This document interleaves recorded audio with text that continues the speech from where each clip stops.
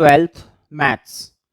तो देखो chapter 10 vector algebra, जिसमें हमने एक्सरसाइज 10.4 करी है स्टार्ट, और आई होप क्वेश्चन नंबर 9 तक हमने कर लिया। अब हमें ज़रूरत है क्वेश्चन नंबर 10 स्टार्ट करने की। क्वेश्चन नंबर 10 स्टार्ट करने से पहले हमें एक फॉर्मूला देख लेना चाहिए। क्वेश्चन नंबर 10 के अंदर हमें सीखने को जो मिलेगा वो है एरिया ऑफ पैरेललोग्राम।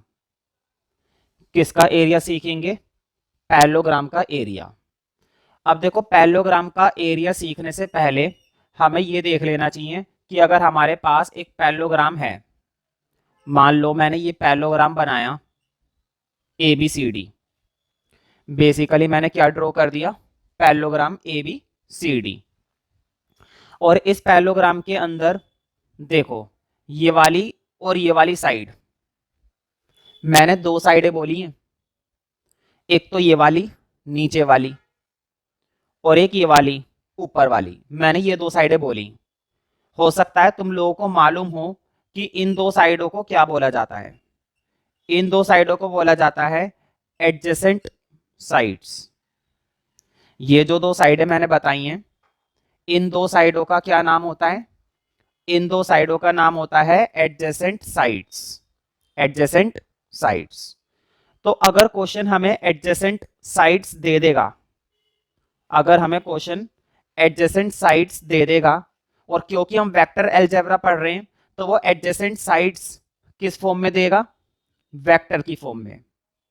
जो क्वेश्चन हमें एडजेसेंट साइड्स देगा वो किस फॉर्म में देगा? वेक्टर की फॉर्म में देगा। तो ये ध्यान रखना कि क्वेश्चन हमको एडजेसेंट साइड्स वेक्टर की फॉर्म में देगा। तो अगर वो वेक्टर की फॉर्म में देता है तो हमें पैरेललोग्राम के लिए कैसे फॉर्मूले का इस्तेमाल करना पड़ेगा, ठीक है, ये देखने की जरूरत है। अब देखो, अगर क्वेश्चन हमसे एरिया ऑफ पैरेललोग्राम पूछ रहा है और क्वेश्चन ने हमको एडजेसेंट साइड्स दे रखी है ए वेक्टर एंड बी वेक्टर, ठीक है। क्वेश्चन ने हमको कितनी एडजेसेंट साइड्स दे दी? दो एडजेसेंट साइड्स, ए वेक्टर बी वेक्टर। अगर फिगर में देखना चाहो तो फिगर में देख लो। देखो मान लो ये एडजेसेंट साइड है ए वेक्टर और ये एडजेसेंट साइड है बी वेक्टर, ठीक है, और ये दो दे रखी है क्वेश्चन ने। तो पैरेललोग्राम का फॉर्मूला बड़ा आसान है, हमें दोनों वेक्टर का क्रॉस प्रोडक्ट निकालना है।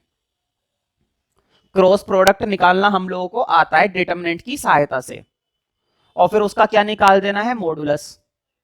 मतलब कि मैग्नीट्यूड बोलो या मॉडुलस बोलो, एक ही बात है। पहले हमें क्या निकालना है? उन दोनों वेक्टर का क्रॉस प्रोडक्ट, और क्रॉस प्रोडक्ट निकालने के बाद उनका क्या निकाल देना है? मैग्नीट्यूड यानी कि मॉडुलस, ठीक है। तो वो हम निकाल देंगे। तो स्टार्ट करते हैं क्वेश्चन नंबर 10, और जितना बेसिक की जरूरत थी उतना बेसिक मैंने दे दिया। Question number 10, find the area of parallelogram. तो क्वेश्चन ने क्या बोला है? एरिया बोला है पैरेललोग्राम का, whose adjacent sides are determined by the vectors. और मैंने पहले ही बताया था कि क्वेश्चन अब तुमको एडजेसेंट साइड्स वेक्टर की फॉर्म में देगा, और क्वेश्चन ने तुमको एडजेसेंट साइड्स वेक्टर की फॉर्म में ही दे रखी है, ठीक है। और वेक्टर की फॉर्म में जो दी हैं एडजेसेंट साइड्स वो क्या है? वो है, पहली एडजेसेंट साइड है ए वेक्टर आई माइनस जे,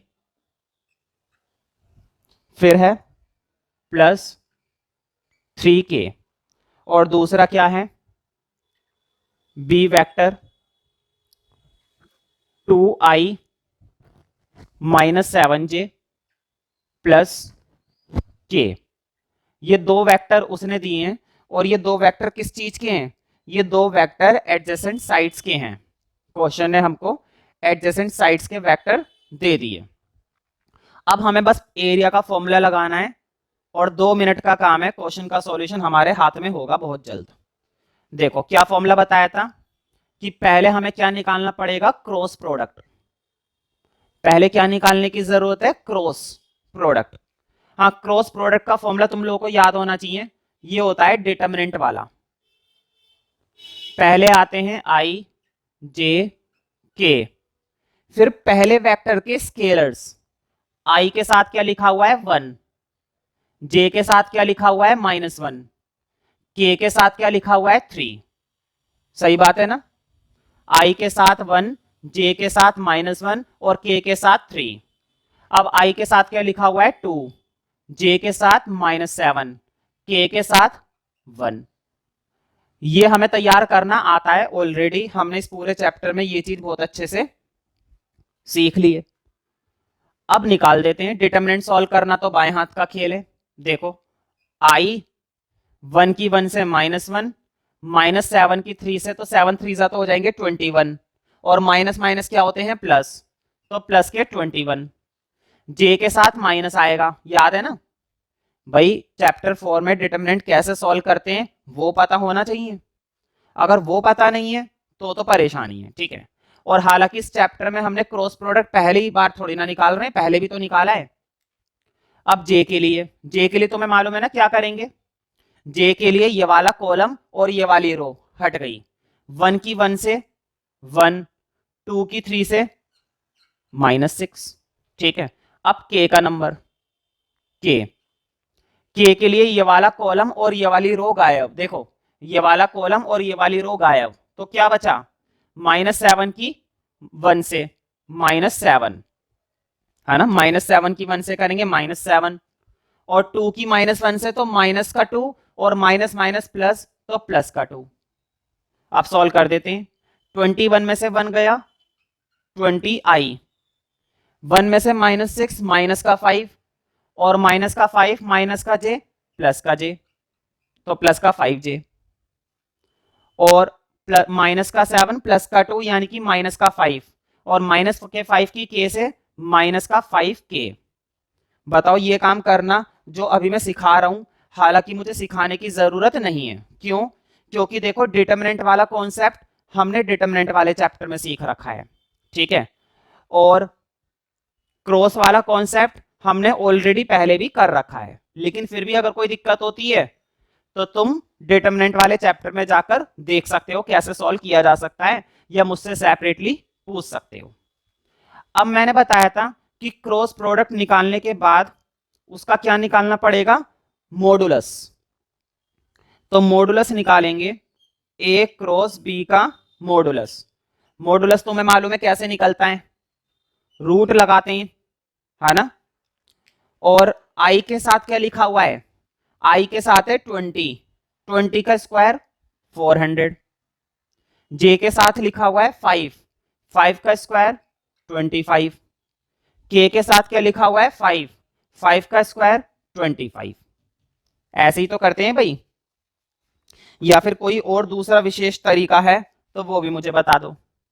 तो देखो 425 और 25, ये बनेगा हमारा 450, 450।